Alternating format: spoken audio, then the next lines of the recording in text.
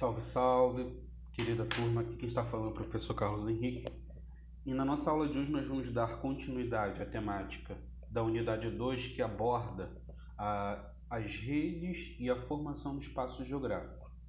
Convém observar que essa unidade ela está entre a página 608 e a página 634. Na nossa aula de hoje nós vamos abordar as redes de comunicação. Será que as redes de comunicação que nós conhecemos sempre foi assim, dessa forma? Evidentemente que não. Houve um processo histórico de desenvolvimento tecnológico, científico, para que chegássemos ao estado atual das coisas, né? Então, os meios de comunicação eles podem ser caracterizados como instrumentos que permitem, auxiliam, possibilitam um processo contínuo de comunicação entre pessoas, empresas e outros grupos. Essa transferência de informações entre seres, né, de diferentes espaços geográficos ocorrem em diferentes temporalidades e em diferentes espaços. O que eu quero dizer com isso? Nesse exato momento que você pode estar assistindo a aula, você pode conectar-se a uma pessoa que está numa outra temporalidade com a sua. Literalmente, você pode conectar-se com alguém que esteja no Japão. Os meios de comunicação eles podem ser individual ou em massa, né? E cada vez mais as empresas elas têm se utilizado desses meios de comunicação, especialmente em massa, para desenvolverem, né, para criarem mecanismos de propagação das suas marcas, né? Então, quando a gente vai abordar, né, o processo histórico, a evolução e a evolução comportamental também, e eu já vou explicar por quê.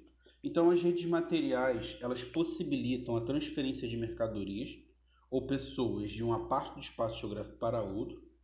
Por isso, elas podem, né, ser medidas pela sua extensão e pelo volume de transporte que realizam ao longo de um período, né? Então, eu acabei de sinalizar aqui para vocês o setor de telefonia, ao longo do tempo passou por diferentes etapas marcadas por grandes avanços tecnológicos.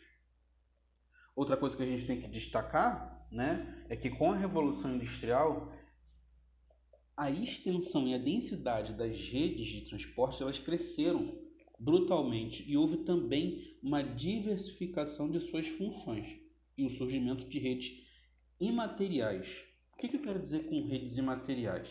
Né? São assim chamadas porque elas não trafegam mercadorias concretas. Elas podem até existir materialmente, como a rede de telefonia, por exemplo, constituída de postes e fios telefônicos que podem ser apresentados em mapas.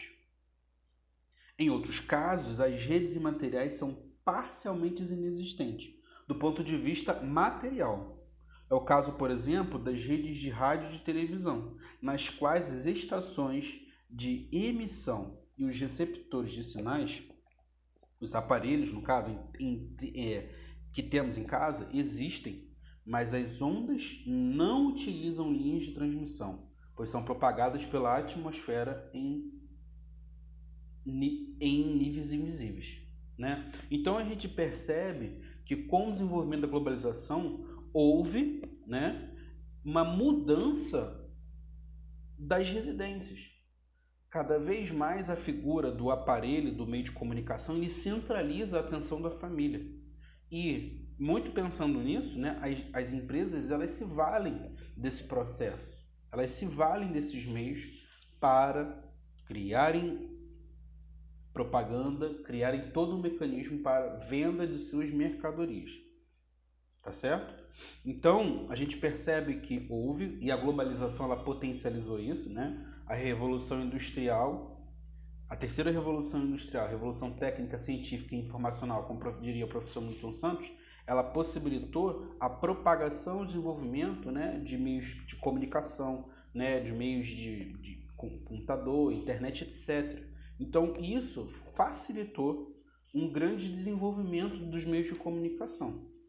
E aí eu trouxe para vocês um mapa mundi, né, da população offline. Esse é o mapa de 2016 e revela a desigualdade entre as populações, né? Então, nas regiões das Américas e de comunidades de estados independentes, cerca de um terço da população está offline.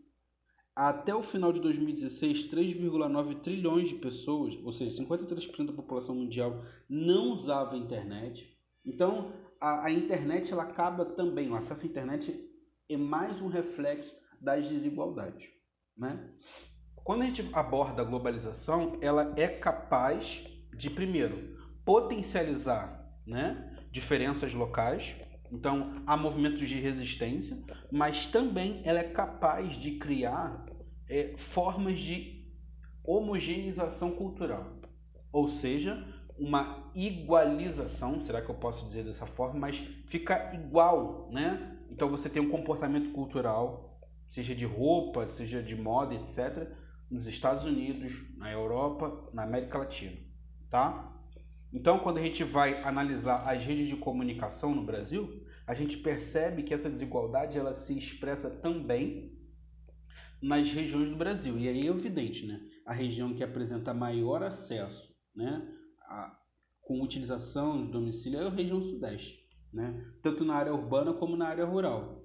E as pessoas que utilizam a internet, mais uma vez, né, em 2018, 81,1% da população do Sudeste elas utilizavam internet, né? Evidentemente, a gente percebe que ocorre um aumento, mas isso se dá muito mais em regiões de concentração de poder e dinheiro, né? E aí, por fim, queridos, a gente chega na questão, né, de os equipamentos de acesso à internet.